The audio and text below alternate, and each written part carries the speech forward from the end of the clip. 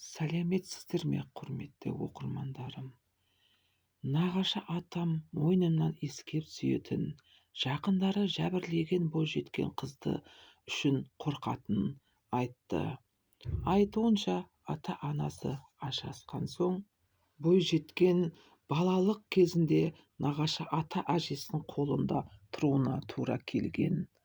Алайда бойжеткен ата-әжесінің үйінде бақытты балалық шақ өткізе алмаған. Қазір жасым 21-де.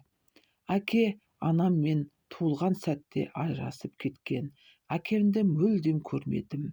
Яғни 21 жыл бойы шешеміз ағам екеумізді кішкентай айлық кезімізде нағашы ата-әжемізге беріп жіберген. Ал өзі қалада бөлек тұрған, қыдырған, ішкен. Білесіз бе, нағашы ата-әжеміз бізді өсіріп бақса да, ішімде сондай бір өкініш кетті. Бір жағынан білмеймін, Құдай сақтасын, анаммен өссем, анам сияқты жеңіл жүрісті болып кетер ме едім деп ойлаймын. Мен ол кезде 3-4 оқитын кезім еді. Нақты есімде жоқ. Атам ішетін кісі болды. Әжеміз бір күні жұмысқа немесе қонаққа кеткенде үйде ешкім болмады.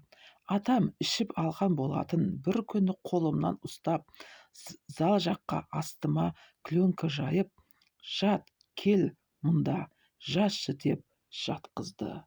Астымды шешіп жатты. Мен қорқып жыладым, жылай бердім. Сосын бір сәтте білмеймін, біреу келіп есікті қақты ма, или Құдай сақтады ма, білмедім.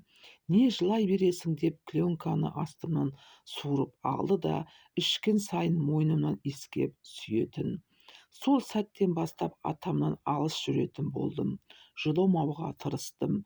Ішпеген кезде жұп-жуас болып жүретін. Бірақ не керек, өзім бірге өскен ағам, әкеміз бөлек, кішкентай кезімнен 4-5 жасымнан тиісіп келеді. Ол кездер емес есімде, жатқызып ешкім жоқта қасыма келіп жатып, астымды ұстап, өзінікін маған салатын. Ол кезде баламын ғой, не істеу керегін білмедім бе? Шыны керек, мені қорғайтын әйел ретінде ақылын айтатын адам болмады. Әжем атаммен алысып жүретін. Есі білсе, бірақ уже ағамды жек көріп кеттім. Мінезім де бұзыла бастады.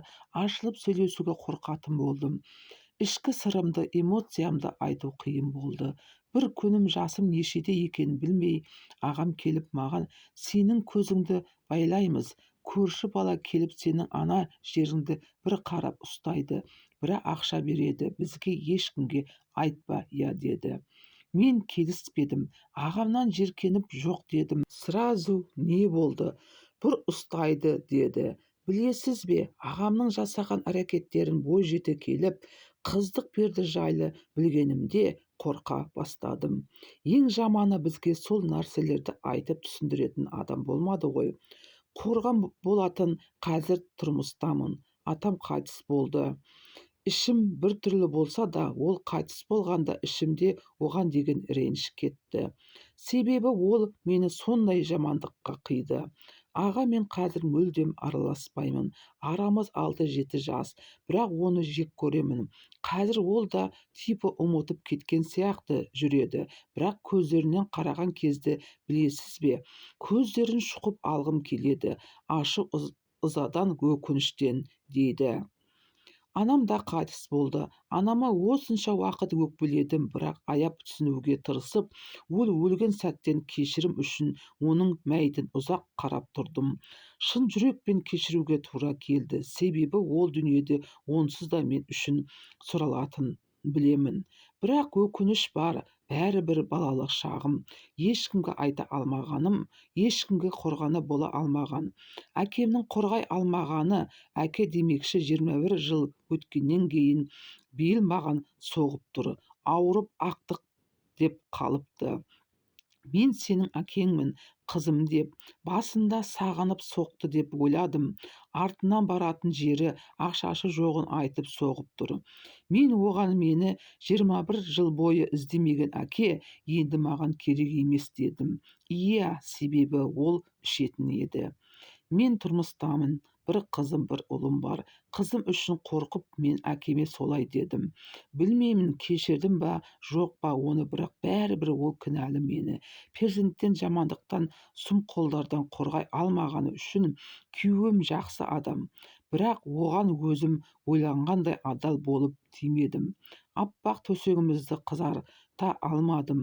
Ол білсе де мені қабылдады. Мені сол қорғайды қазір. Өгей ағамды үйіміздің маңына да жолатпаймыз, араласпаймыз, деді. Мен аналарға айтар едім, ешқашан қыздарыңызды ешкімге, тіпті өз әкеңе де сеніп қалдырма. Мейлі ол ішсін ішпесін, баланы ешкімге бермеу керек. Ең жақсы өмір бере алмасаң да, жаныңда ұста, қорға, деп ередім. Қазір өзімнің басымнан өткен жағдайдан соң қызым үшін қатты алаңдаймын, қорқамын. Кез келген адамға, бөгде туысқан көрші ер адамдарды да мүлде қызымның жанына жолатпаймын. Ал жолдасымнан ондай күтпеймін. Неге? Себебі ол Аллахқа иман еткен адам. Бірақ сонда да өзім үшін барынша қызымды сақтандырып жүремін. Жалаңаш іш киіммен жүргізбеймін. Ол да қызым киім ауыстыратын кезде өзі жаймен шығып кетеді. Қызым 3-те, бірақ қазірден оған айтамын ашық. Оның денесін қорғануы керек жайлы, біреу ұстауға болмайтындығын. Мен қызыма сондай жақсы ана болғым келеді. Оны қолымнан келсе барлық жамандықтан қорғай алсам ғой, деп жазған. Міне, құрметті оқырмандар, тіркелмеген болсаңыз тіркеліп, лайк басып қолдап кетіңіздер.